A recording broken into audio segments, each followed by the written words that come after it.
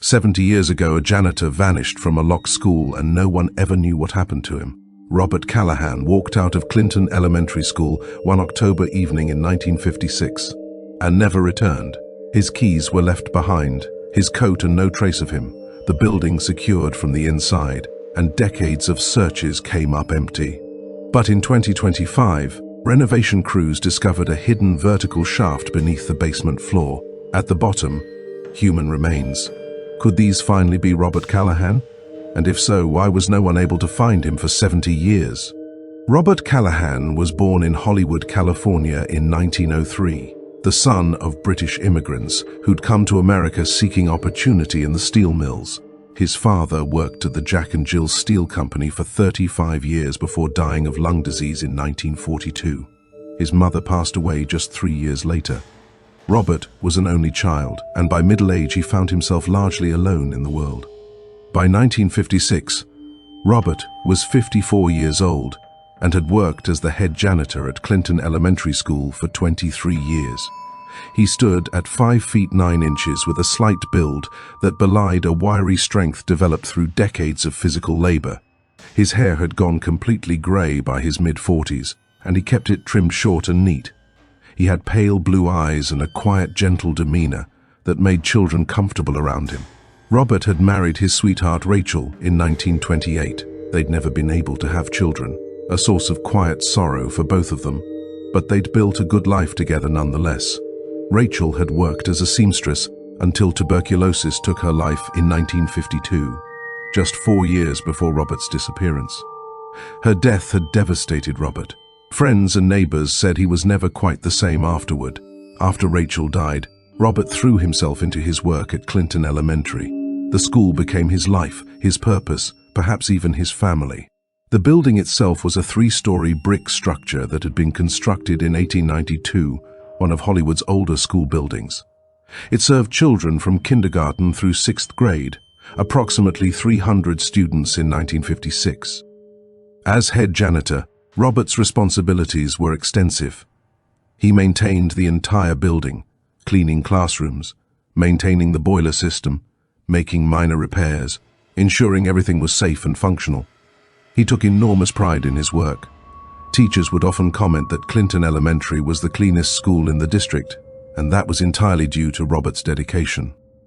But what few realized was that Robert's nightly devotion to the school, those final quiet hours alone after everyone left, would one day become the center of a mystery no one could explain. His devotion had kept the school shining for decades, but it would also be the very routine that led to his disappearance. Because one ordinary evening in 1956, when Robert Callahan went to lock up Clinton Elementary for the night, he never came back out.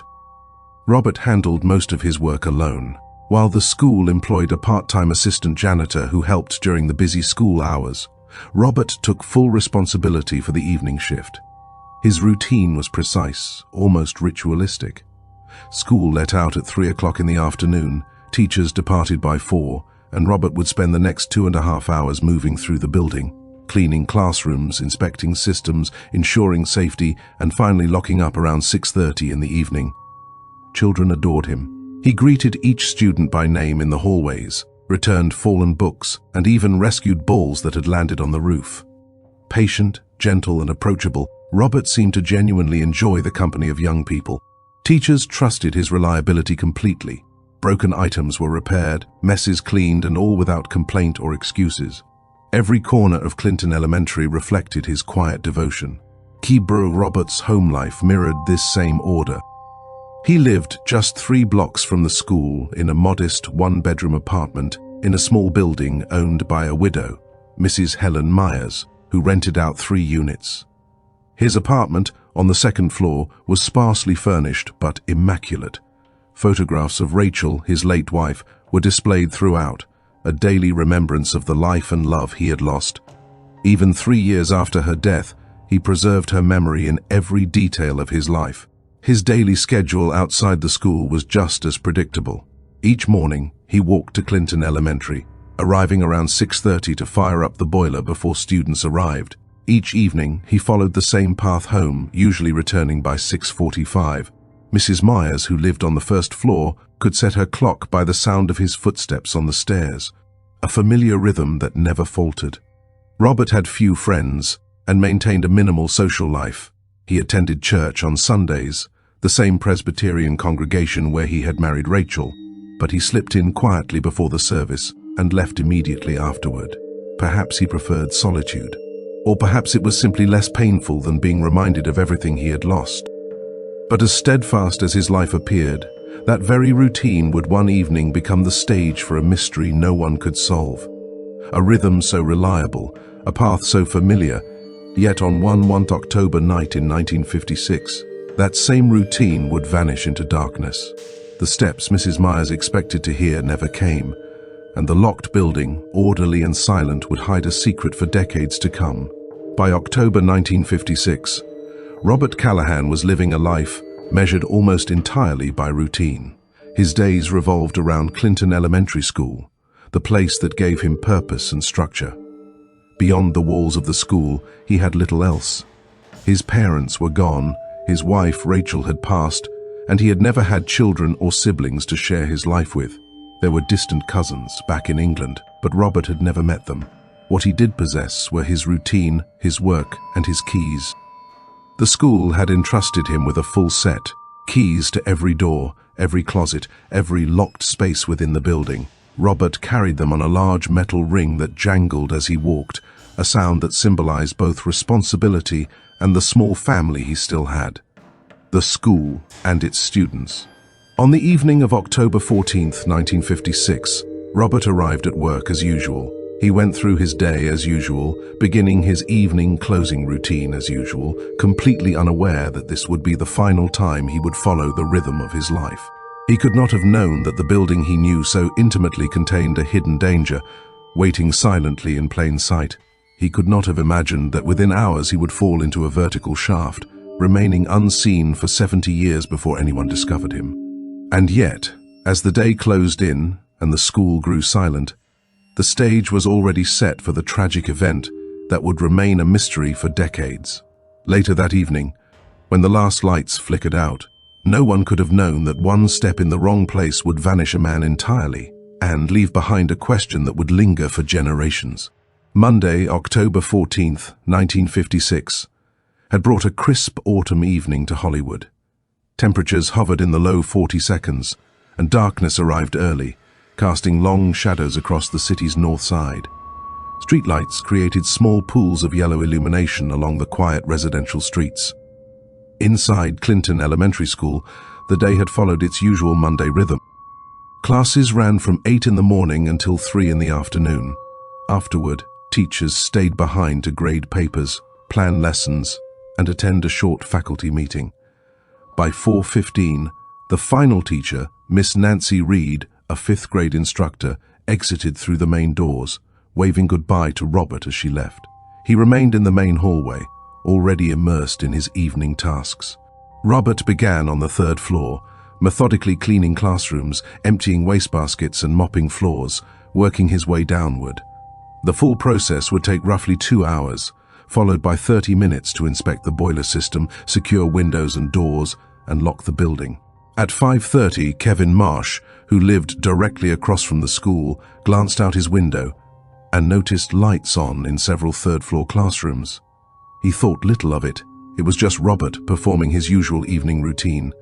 Later, Werner would tell police he had seen the lights go off around 6, followed by lights on the 2nd floor, then the 1st.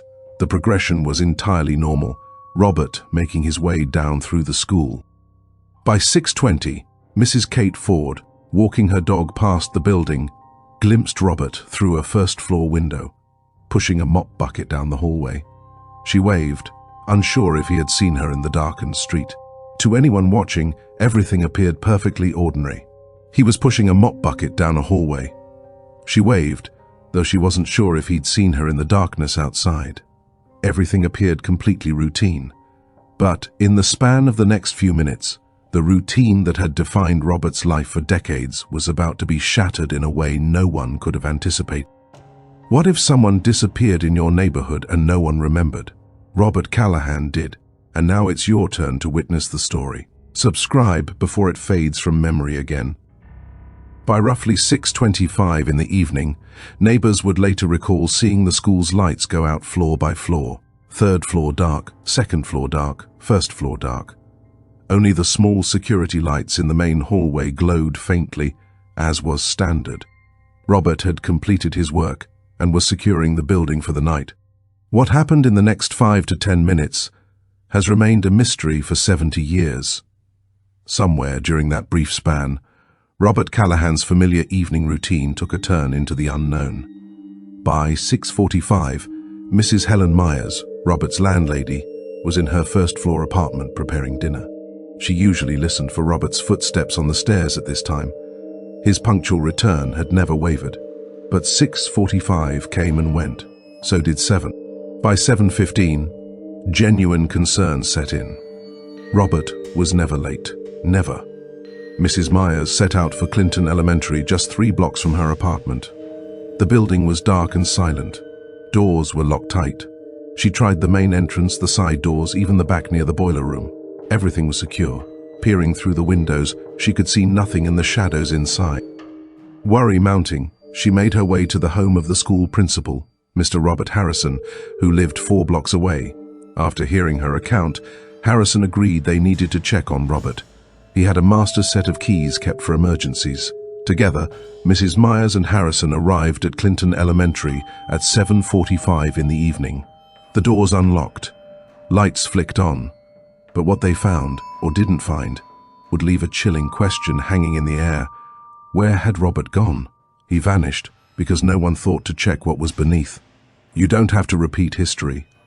Download the Safety Survival Guide in the pinned comment. It's free, and it might be the only thing that keeps your name from becoming another cold case. Harrison inserted his key into the main entrance and turned the lock. They stepped inside and called Robert's name, voices echoing through the silent hallways. No response came. Switching on the lights, they began a methodical search. Every corner of the school gleamed. Robert had clearly finished his evening duties. Classrooms were spotless. Floors gleamed, trash emptied, everything in perfect order. Yet Robert was nowhere to be seen. Harrison made his way to Robert's small janitor's office on the first floor. The coat hung on its usual hook. His lunch pail rested empty on the desk. Then Harrison noticed something that made his stomach tighten. The full key ring hung on another hook, jangling softly. Dozens of keys, all accounted for. If Robert had left the building, he would have taken them. Yet the doors were all locked from the inside. Robert was simply gone. By 8 p.m., Harrison had called the police. Within half an hour, officers were conducting a thorough sweep of the school. They checked every classroom, every storage closet, every nook and cranny. The attic was examined, the basement scoured, including the boiler room and storage areas. But there was nothing. No sign of Robert. No sign of struggle. No indication of violence. The building was secure, pristine and orderly. Robert Callahan had vanished without a trace. Detective Will Bauer took over the investigation, immediately struck by the bizarre nature of the case. A locked room mystery with all keys present. How does a man disappear from a building locked from the inside, leaving his keys behind? Bauer asked himself. One early theory suggested Robert might have left through a door, locked it from the outside with another key, then disposed of that key. But it didn't add up. Why would he do that? The full key ring remained in his office. Every key accounted for. No exit, no explanation, just disappearance. Bauer stared around the empty school, knowing one thing for certain. The answers were hidden somewhere in that building, waiting to be uncovered. And the next discovery could change everything. He worked every night thinking the danger was behind the walls, not beneath his feet. Don't make the same mistake. Get the free survival guide in the pinned comment before you step into another old building unprepared. Another theory suggested that someone might have entered the school after hours, harmed Robert, removed his body, and then used his keys to lock the building from the inside before leaving. But this idea only deepened the mystery. It raised more questions than it answered. Detective Bauer began interviewing everyone who had known Robert. Mrs. Myers described him as quiet, dependable, and deeply lonely since the death of his wife. Teachers echoed her sentiment. Robert was kind, reliable, and never caused trouble. No one could imagine a reason for him to vanish of his own accord. The basement came under particular scrutiny. Officers examined the boiler room and scoured every storage area. One section drew attention but had never been fully investigated: the old coal system. Clinton Elementary, built in 1892, originally used coal for heat. In 1946, the school had switched to oil, and the coal chutes were sealed. The old coal bins had been repurposed for storage. Principal Harrison explained they were no longer in use. Bauer peered into the old coal areas, now filled with stacks of textbooks and broken desks. Nothing seemed out of place. What Bauer did not realize, and what no one had known for decades, was that the coal system was not merely horizontal bins. Hidden beneath the floor were vertical shafts, each 18 feet deep, part of the original delivery system. When the coal system was abandoned in 1946, these shafts had been covered with wooden boards at floor level and quickly forgotten. Over the years, dust, debris, and discarded storage completely concealed them from view. Bauer glanced at the basement floor, unaware that a deadly trap had been lying in wait all along. An opening no one remembered. One that could hold the answer to Robert Callahan's disappearance. Weeks passed, and the investigation made no headway. Robert's apartment was thoroughly searched, yet nothing unusual was discovered. His bank accounts showed no activity. The case grew colder by the day, a baffling puzzle with no leads. By March 1957, 5 months after his disappearance, Robert Callahan was officially declared legally missing. Mrs. Myers carefully packed his belongings, storing them in her apartment, hoping that one day someone might claim them. Clinton Elementary continued operating as usual. A new janitor took over, but Robert's disappearance became part of the building's whispered history. Over the years, some staff claimed to see a fleeting figure in the hallways or hear keys jingling when no one was around. By 2020, every person who had known Robert personally had passed away. The case had grown into ancient history, yet for all that time, just 18 feet below the floors where children learned and teachers moved about, Robert Callahan's remains lay hidden, waiting silently to be discovered.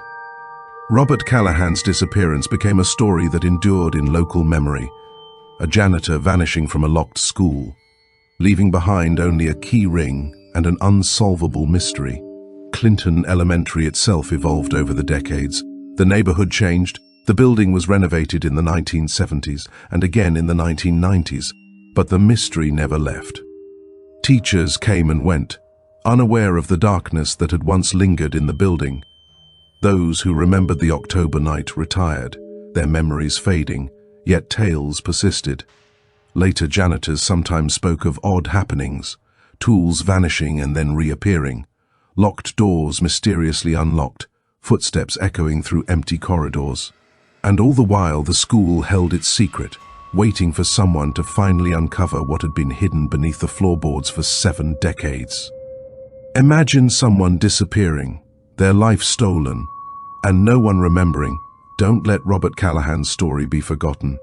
Subscribe now and never miss a truth that the world shouldn't ignore. By 2020, Clinton Elementary had faithfully served Hollywood's North Side for 128 years. Yet shifting demographics and tight budgets forced the city to close the historic school. The building was sold to a community development corporation, with plans to transform it into a community center. By 2023, funding was secured, but the renovations posed a challenge. Much of the infrastructure was more than a century old. The heating system, in particular, required complete replacement. Thompson Engineering was brought in to assess the structure. Lead engineer Laura Michael and her team spent months meticulously surveying the building. In January 2025, their efforts uncovered something unexpected. Ground-penetrating radar revealed voids beneath the basement floor, spaces that weren't in any of the original plans, vertical shafts plunging deep into the darkness below the building. Annabelle dug into historical records and quickly discovered the truth. Clinton Elementary had once operated on a coal system that included vertical shafts extending 18 feet beneath the basement floor. When the school switched to oil heat in 1946, the shafts were simply covered over and forgotten, lost beneath decades of dust and debris. These shafts have to be investigated before we begin renovation, Annabelle warned her team. "If any of them are still open, they could pose serious danger. And from the looks of it, some may have been hidden for far too long." Standing there in the dim basement, Annabelle couldn't shake the thought. What if one of these forgotten shafts held more than just coal? What secrets had been buried for 70 years, waiting to be uncovered? Robert didn't know the floor under him was seconds from collapsing. Most people don't. Before your next visit to an old house, school, or basement, grab the Hidden Dangers Survival Guide in the pinned comment. One read could save your life. In February 2025, Annabelle's team began their careful investigation. Layers of decades-old storage were methodically cleared, revealing sections of the basement floor that were nothing more than wooden boards, not concrete. The boards were rotted, warped, and in some places partially collapsed. When the team pried up one section, they discovered a vertical brick shaft roughly 3 feet in diameter, plunging straight into darkness. Annabelle immediately authorized the use of a robotic camera system to investigate safely. On February 12, 2025, the cameras were lowered into the shafts. The first 2 shafts appeared empty, or partially filled with debris, but it was the third shaft that would change everything. As the robotic camera slowly descended, Laura Mikkel's eyes were fixed on the monitor. The camera lights illuminated brick walls, scattered coal dust, and bits of forgotten debris. Then, at the bottom, something made her inhale sharply. Human remains. A skeleton lay sprawled at the base of the shaft in a posture that suggested a fatal fall. One arm was bent unnaturally, and the skull bore clear signs of severe trauma. "Stop," Annabelle said, her voice barely above a whisper. "We need the police here immediately." Within hours, the site was secured. Hollywood police arrived, followed by forensic specialists. Dr. Tom Loneman, a forensic anthropologist, was brought in to assess the scene. Recovering the remains would be exceptionally difficult, given the shaft's narrow, vertical descent and the decades of entombed debris. As Annabelle studied the monitor one last time before the police arrived, she couldn't shake the thought. How long had this secret been hidden beneath the very floors Robert Callahan had walked for decades? And what other mysteries might the shafts still conceal? The shaft was narrow, vertical, and plunged 18 feet straight down. Over the course of 3 painstaking days, a careful recovery operation was carried out. Dr. Tom Loneman, fully equipped with safety harnesses and portable lighting, was lowered into the confined space. At the bottom lay the skeleton, evidence of a fall from above. The impact had been devastating.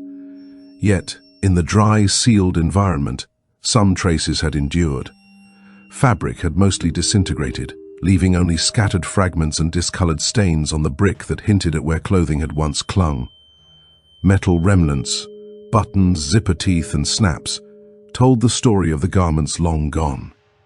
The pattern of these corroded pieces suggested the individual had been dressed in work clothes, though the material itself had turned to dust. Most remarkable were the artifacts found alongside the remains. A large metal ring, once holding numerous keys, now fused into a single rusted mass, rendered each individual key indistinguishable. Nearby lay a flashlight, its metal casing surprisingly intact, while the batteries had long crumbled into powder.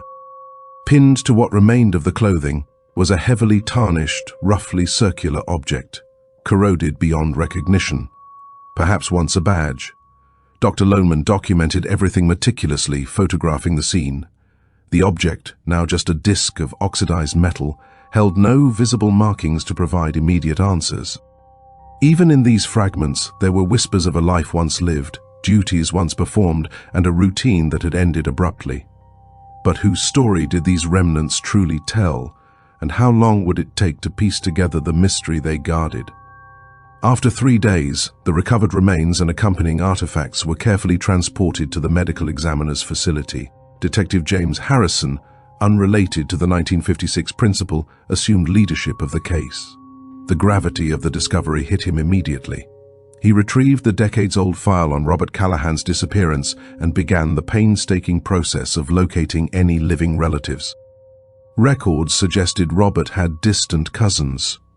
Following the trail, Harrison eventually connected with Betty Ruby, a 65-year-old woman living in Philadelphia, whose grandmother had been Robert's first cousin.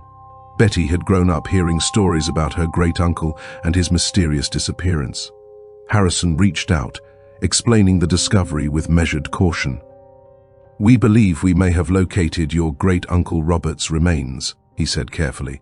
"But after 70 years, definitive identification may be impossible." A hush followed. Betty paused, processing the weight of the call. After all this time, she finally whispered, "My grandmother always wondered what happened to him. She died never knowing. Please, tell me everything." The forensic examination of the remains recovered from Clinton Elementary School's coal shaft extended over 4 months. When the findings were released in June 2025, they showcased both the capabilities of modern science and its limitations when evidence has endured 7 decades of decay. Despite the advanced tools and methods, the passage of time had already claimed crucial clues, leaving investigators and family alike to confront a haunting truth. Some answers may never be absolute, no matter how long or carefully we search. 70 years passed before they found him, all because of one unseen danger. Don't wait until tragedy forces awareness. Learn how to spot hidden hazards in our free survival guide, pinned below. Dr. Tom Loneman's anthropological examination suggested the remains belonged to a man in his early to mid-50s, roughly 5 feet 9 inches tall. The skeleton bore the unmistakable signs of a lifetime of physical labor, degenerative joint disease in the spine and knees, exactly what one would expect of Robert Callahan, who had spent more than 20 years maintaining Clinton Elementary School. The trauma was catastrophic. The skull showed a severe depressed fracture, consistent with a high-impact fall onto brick. Several ribs were broken, and the left arm displayed a compound fracture. These injuries would have been instantly incapacitating, if not fatal. Yet Dr. Loneman cautioned that after 70 years, establishing the precise timing of these injuries was impossible. While they aligned with a fall, he could not rule out other causes entirely. Dental analysis offered little clarity. Callahan's 1950s dental records, basic charts maintained by his dentist, were far less detailed than modern standards.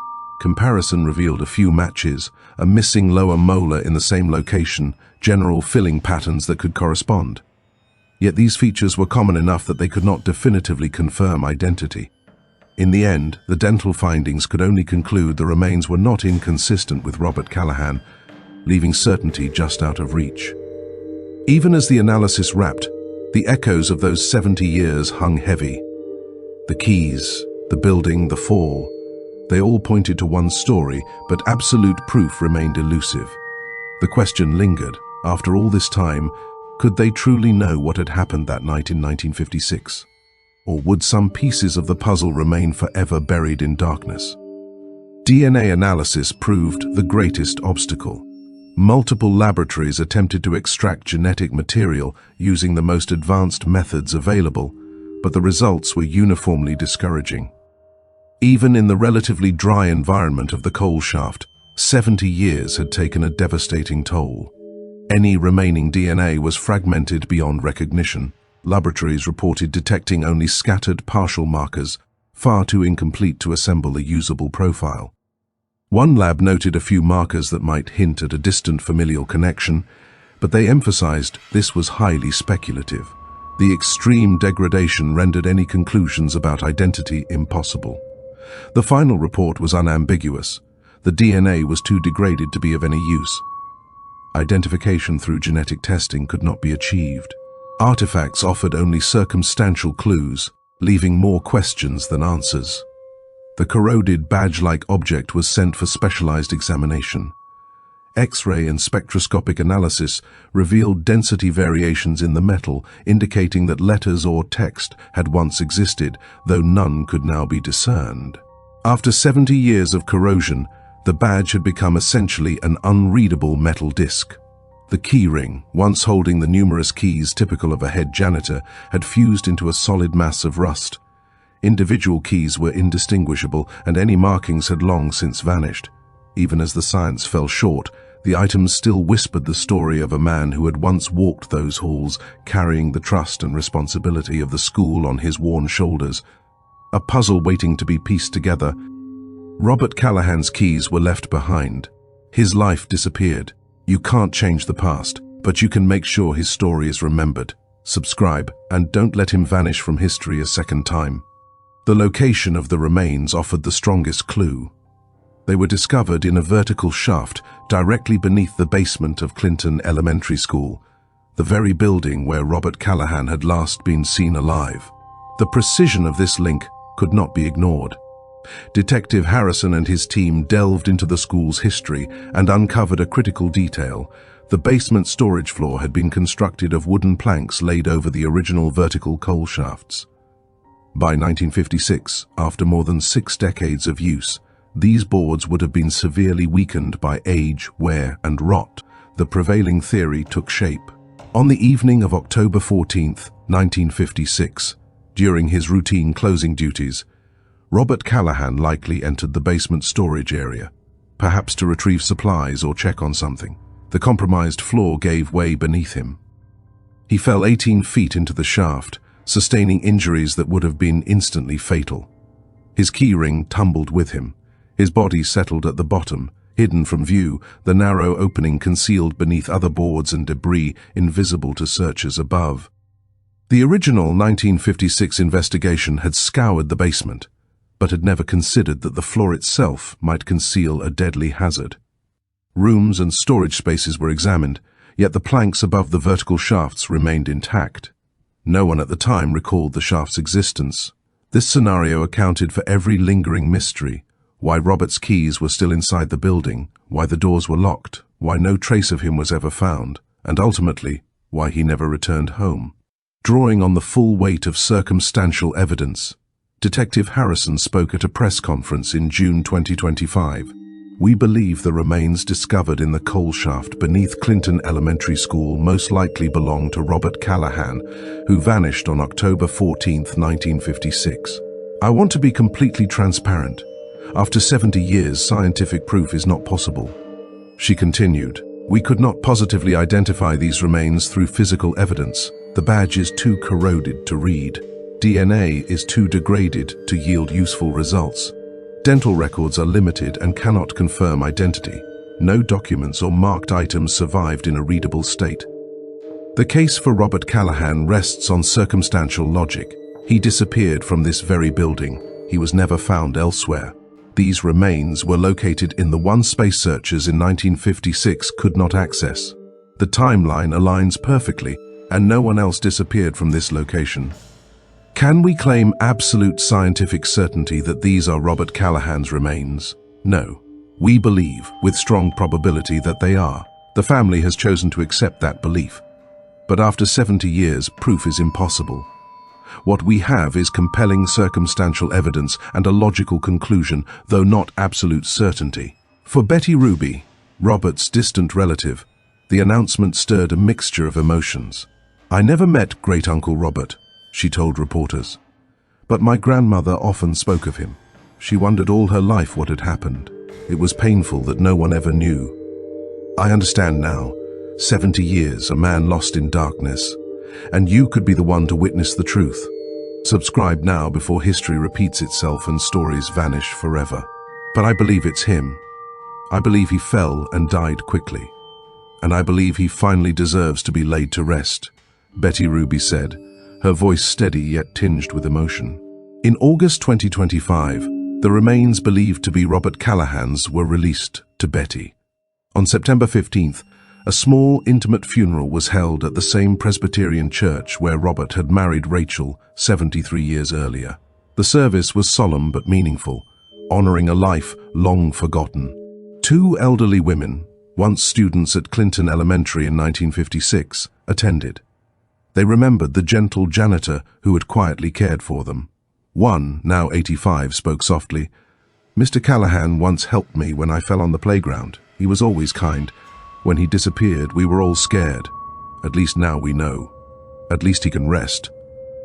Robert's remains were laid to rest at Acrimony Cemetery beside his beloved Rachel.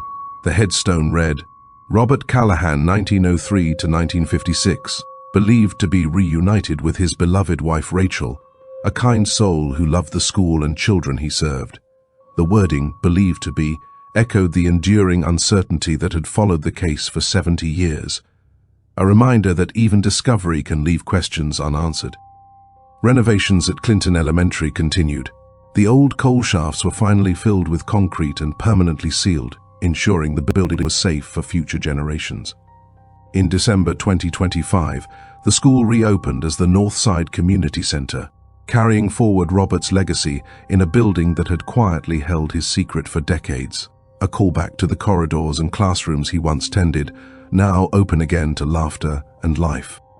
A memorial plaque was installed at the Westside Community Center, honoring Robert's decades of dedication and serving as a quiet warning that old buildings can hide forgotten dangers.